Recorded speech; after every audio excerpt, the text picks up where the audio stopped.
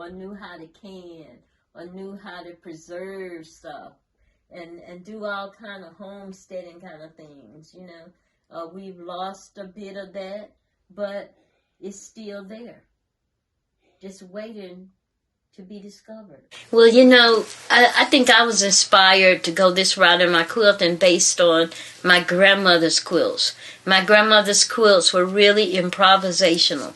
It was like jazz. And the way that she would put together colors was to be able to make you look at it. You know, my grandmother loved red, and she loved green. So she would put red and green in everything she did. And even though she wasn't like, let's say, a university-trained artist, many of the different things that she would use led me to believe that an understanding of art is intrinsic in the nature of human beings. Because my grandmother knew about, like, composition.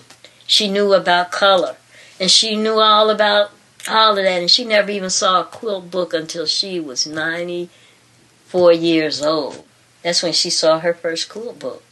You know, it all kind of comes together, you know, the whole idea of being able to use quilts as a way to bring about good in the lives of others.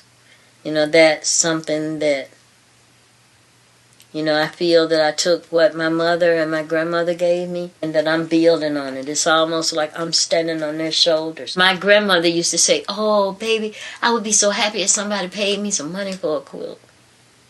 Okay. Now, fortunately, Clark Atlanta bought 6 of her quilts before she died, and they paid her a nice bit of money, you know. And that sentiment, I'm taking that and being inspired by that to be serious about what it is that I'm doing. Just the energy of moving forward with this is really important, and I consider it like I'm preserving my family's legacy to be able to keep moving forward with what it is that I'm doing. Now, if you look out at the quilting world, you'll see a lot of women.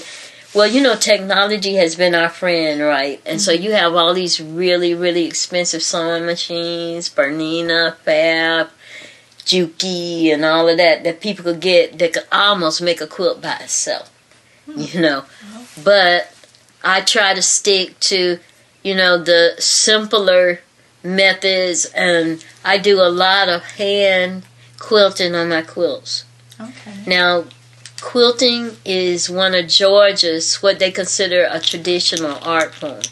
So the Georgia Council for the Arts gave me 2 grants to take on 2 apprentices to teach what it is that I'm sharing. And they also took the work that we made and incorporated it into the Georgia archives. So I'm considered in Georgia as a master quilter sharing a traditional Georgia art form. Quilting is over a $2 billion industry.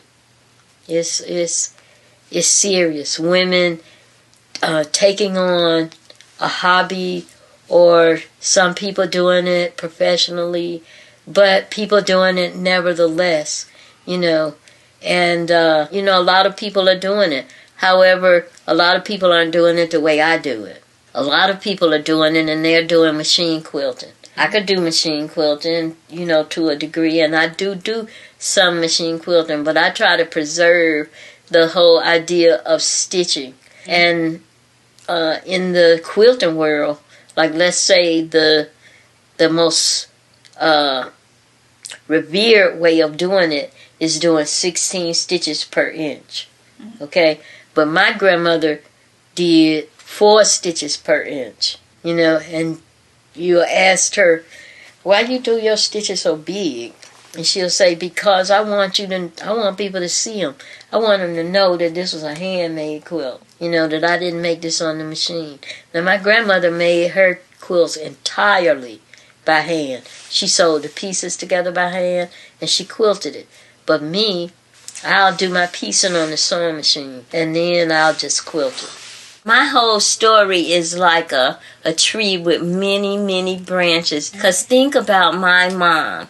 My mom moved from Macon, Georgia to Atlanta, Georgia.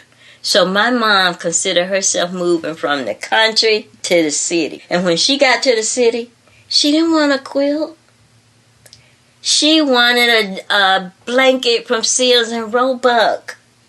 You know, so what I saw happening, and this is just from observing and reflecting as I got older, right. My mother, anything that had something to do with being with poor or being in the country, my mother rejected that. So, you know, the only thing she took on was sewing. But she saw how, you know, working with this fashion, you know, she could make money. But, you know, she knew how to quilt. You know, so my mother encouraged what I did. At first, it was like, oh, that's nice. Pass the bread.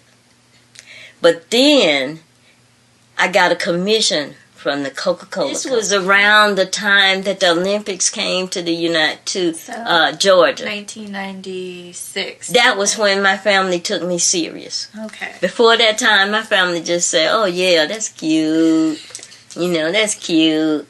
But when I took my mother up there in the Coca-Cola company and they gave me an $8,000 check, ooh, my mother's whole perception of me changed. My mother started supporting me. My mother started helping me with the work. My mother would take me places and stuff like that, because she began to see that what I was doing actually had merit, and it meant something. Now, it just seems like sometimes your family cannot see your brilliance until you bring home the big check. Right. Check, you know. You just boo-boo.